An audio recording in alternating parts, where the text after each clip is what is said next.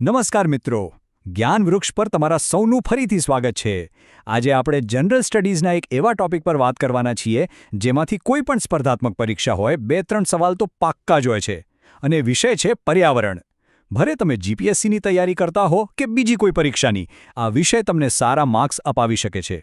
તો ચાલો આજે પર્યાવરણના સૌથી અગત્યના મુદ્દાઓને એવી રીતે સમજીએ કે પરીક્ષામાં ક્યારેય ભૂલ ન પડે. તો ચાલો આજની ચર્ચાની શરૂઆત જ એક એવા સવાલથી કરીએ જે ઘણીવાર પરીક્ષામાં પૂછાયો છે. શું તમને ખબર છે કે ભોપાલ ગેસ દુર્ઘટના જેવી ભયાનક ઘટના પછી ભારત સરકારે કયા કાયદાને અમ્બ્રેલા એક્ટ એટલે કે એક એવી છત્રી તરીકે બનાવ્યો જે પર્યાવરણના દરેક પાસાને રક્ષણ આપે? જરા વિચારો. આનો જવાબ તમને આજના વિશ્લેષણના અંતમાં મળશે, એટલે છેક સુધી જોડાયેલા રહેજો. આપણો પહેલો અને સૌથી પાયાનો મુદ્દો છે જૈવ વિવિધતા, જેને આપણે અંગ્રેજીમાં બાયોડાયવર્સિટી કહીએ છીએ. સિમ્પલ ભાષામાં કહીએ તો કોઈપણ જગ્યાએ જોવા મળતા જીવજંતુઓ, વનસ્પતિઓ અને પ્રાણીઓમાં જે વિવિધતા હોય એને જ જૈવ વિવિધતા કહેવાય. હવે ચાલો જોઈએ કે આ અમૂલ્ય વિવિધતાને બચાવવા માટે કઈ બે મુખ્ય પદ્ધતિઓ છે. જો સંરક્ષણના બે મુખ્ય પ્રકાર છે.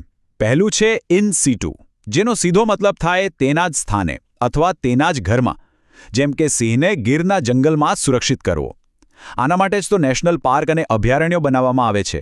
અને બીજું છે એક્સ સિટુ, એટલે કે તેના સ્થાનની બહાર.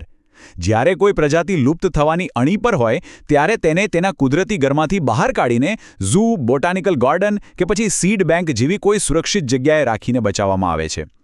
પરીક્ષામાં આ બંને વચ્ચેનો તફાવત ઉદાહરણ સાથે પૂછાઈ શકે છે, તો યાદ રાખજો. હવે આ સ્ક્રીન પર દેખાતો આંકડો જુઓ, 4. બસ આ આંકડો મગજમાં ફિટ કરી લેજો. આ છે ભારતમાં આવેલા કુલ બાયોડાયવર્સિટી હોટસ્પોટની સંખ્યા. આખી દુનિયામાં ટોટલ 36 હોટસ્પોટ છે અને એમાંથી 4 તો આપણા ગૌરવશાળી ભારતમાં જ છે. અને આ રહ્યા એ 4 હોટસ્પોટ્સ જે તમારે મોઢે યાદ રાખવાના છે. પહેલું પશ્ચિમ ઘાટ, બીજું હિમાલય, ત્રીજું ઇન્ડો બર્મા પ્રદેશ અને ચોથું છે સુંડાલેન્ડ, જેમાં આપણો અંદામાન અને નિકોબાર દ્વીપ સમૂહ પણ આવી જાય છે.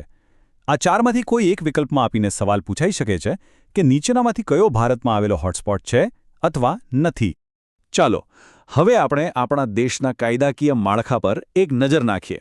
અને હા, એક ટીપ આપું છું, આ વિભાગમાંથી જોડકા જોડો પ્રકારના પ્રશ્નો બનવાની સૌથી વધારે શક્યતા છે, જેમાં એક બાજુ કાયદાનું નામ હોય અને બીજી બાજુ તેની સાલ હોય. તો ખાસ ધ્યાન આપજો. આ ટાઈમલાઈન ખરેખર તો ભારતમાં પર્યાવરણ પ્રત્યેની જાગૃતિની આખી કહાની કહે છે. જુઓ, 1972માં વન્યજીવોના રક્ષણથી શરૂઆત થઈ, પછી 1974માં પાણીના પ્રદૂષણની ચિંતા થઈ, 1980માં જંગલોને બચાવવાની વાત આવી અને પછી 1986માં એક સર્વગ્રાહી કાયદો આવ્યો. 2002માં આપણી જૈવિક સંપત્તિનું મહત્વ સમજાયું અને છેવટે 2010માં પર્યાવરણીય કેસોનો ઝડપથી નિકાલ કરવા માટે નેશનલ ગ્રીન ટ્રિબ્યુનલની સ્થાપના થઈ. આ ક્રમ અને તેની સાલ બંને પરીક્ષા માટે ખૂબ જ મહત્વના છે. 1972નો કાયદો તો માત્ર એક પાયો હતો. એ પાયા પર જ ભારતના સૌથી સફળ વન્યજીવ પ્રોજેક્ટ્સની ઇમારત ચણાઈ. યાદ રાખજો, કાયદાના તરત બીજા જ વર્ષે 1973માં આવ્યો પ્રોજેક્ટ ટાઇગર, પછી 1992માં આવ્યો પ્રોજેક્ટ એલિફન્ટ અને છેક 2020માં પ્રોજેક્ટ ડોલ્ફિન અને પ્રોજેક્ટ લાયન શરૂ થયા. આ સાલવારી તો બસ ગોખી જ લેજો, કારણ કે પરીક્ષામાં સીધી પૂછાય છે. અને હવે આવી ગયો એ સવાલનો જવાબ જેની આપણે શરૂઆતથી રાહ જોઈ રહ્યા હતા. અમ્બ્રેલા એક્ટ બીજો કોઈ નહીં પણ પર્યાવરણ સંરક્ષણ અધિનિયમ 1986 છે. અને ખાસ યાદ રાખજો, આ કાયદો 1984ની ભોપાલ ગેસ દુર્ઘટના પછી બન્યો હતો. એ દુર્ઘટના એટલી ભયાનક હતી કે સરકારે એક એવો મજબૂત કાયદો બનાવવો પડ્યો જે પર્યાવરણના નાનામાં નાના પાસાને પણ આવરી લે, એક છત્રીની જેમ. જો પર્યાવરણ કોઈ દેશની સરહદોને નથી ઓળખતું, બરાબર ને? પ્રદૂષિત હવા કે પાણી તો કોઈ પણ દેશમાં જઈ શકે છે. એટલે જ આખી દુનિયાએ સાથે મળીને કેટલાક પ્રયાસો કર્યા છે. ચાલો હવે આપણે એવી જ કેટલીક સૌથી મહત્વપૂર્ણ આંતરરાષ્ટ્રીય સંધિઓ પર એક નજર કરીએ જેમાંથી વારંવાર પ્રશ્નો પૂછાતા રહે છે. આ ટેબલ તો સમજો કે તમારા રિવિઝન માટેનું બ્રહ્માસ્ત્ર છે. બસ આટલું યાદ રાખી લો. રામસર સંમેલન 1971, શેના માટે? આર્દ્રભૂમિ એટલે કે વેટલેન્ડ્સ માટે. મોન્ટ્રિયલ પ્રોટોકોલ 1987, ઓઝોન સ્તરને બચાવવા માટે. ક્યોટો પ્રોટોકોલ 1997, ગ્રીનહાઉસ ગેસ ઘટાડવા માટે. અને લેટેસ્ટ પેરિસ કરાર 2015, ગ્લોબલ વોર્મિંગ સામે લડવા માટે. આ 4માંથી એક સવાલ બનવાની પૂરેપૂરી સંભાવના છે. અને હા, એક બહુ જ રસપ્રદ અને મહત્વનો મુદ્દો. જો પરીક્ષામાં પૂછવામાં આવે કે દુનિયાની સૌથી સફળ પર્યાવરણીય સંધિ કઈ ગણાય છે, તો આંખ બંધ કરીને જવાબ લખજો મોન્ટ્રિયલ પ્રોટોકોલ.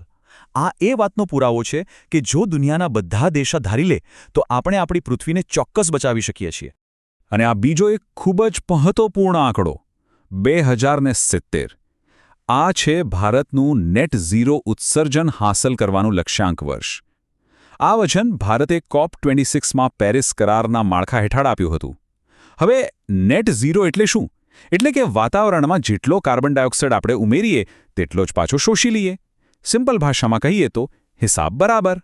હવે એવા ટોપિક પર આવીએ જેની સીધી અસર આપણા સ્વાસ્થ્ય પર પડે છે. જ્યારે પર્યાવરણ બગડે છે ત્યારે આપણે બીમાર પડીએ છીએ. આ વિભાગ પ્રિલિમ્સ પરીક્ષાના જોડકા-જોડો પ્રકારના પ્રશ્નો માટે અત્યંત મહત્વપૂર્ણ છે. ચાલો જોઈએ કે કયા પ્રદૂષકથી કયો રોગ થાય છે. મિત્રો, આ ટેબલમાંથી એક પ્રશ્ન પાક્કો જ સમજી લેજો. ચાલો આપણે સાથે મળીને આને યાદ કરી લઈએ. પારો એટલે કે મર્ક્યુરીથી થાય મિનામાટા, કેડમિયમથી થાય ઇતાઈ, પાણીમાં નાઇટ્રેટ વધી જાય તો થાય બ્લુ બેબી સિન્ડ્રોમ, આર્સેનિકથી થાય બ્લેકફૂટ ડિસીઝ અને ફ્લોરાઇડથી થાય ફ્લોરોસિસ. આ 5 જોડીઓ બસ ગોખી જ લેજો. ચાલો તો અત્યાર સુધી આપણે જે પણ શીખ્યા એનું એક મસ્ત રેપિડ ફાયર રિવિઝન કરી લઈએ, જેથી બધા જ મુખ્ય મુદ્દાઓ ફરીથી મગજમાં તાજા થઈ જાય. તૈયાર છો ને? તો ચાલો શરૂ કરીએ. રામસર સંમેલન 1971. જવાબ છે આર્દ્રભૂમિ સંરક્ષણ. એકદમ સાચું. પ્રોજેક્ટ ટાઇગર ક્યારે શરૂ થયો? સાલ છે 1973, ભૂલતા નહીં. Montreal protocol 1987. એનો મુખ્ય હેતુ શું હતો? ઓઝોન સ્તરનું રક્ષણ. બરાબર. અને છેલ્લું નેશનલ ગ્રીન ટ્રિબ્યુનલ એક્ટ, વર્ષ છે 2010. ખૂબ સરસ. તો મિત્રો, અંતમાં એક વિચારવા જેવો પ્રશ્ન તમારા માટે. શું ખરેખર વિકાસ અને પર્યાવરણ વચ્ચેનો સંતુલન એ આપણી પેઢીનો સૌથી મોટો પડકાર છે?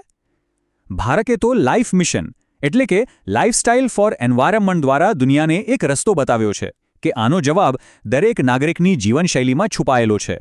આશા છે કે આજના વિશ્લેષણથી તમને પરીક્ષાની તૈયારીમાં ખૂબ મદદ મળશે. જો તમને અમારો આ પ્રયાસ ગમ્યો હોય તો આ વિડીયોને લાઇક કરજો, તમારા મિત્રો સાથે શેર કરજો અને હા, જ્ઞાનવૃક્ષને સબસ્ક્રાઇબ કરવાનું બિલકુલ ભૂલતા નહીં. તમારા કોઈ પણ પ્રશ્નો કે સૂચના હોય તો નીચે કોમેન્ટ બોક્સમાં જરૂર જણાવજો. ફરી મળીશું એક નવા વિષય સાથે. જય હિન્દ.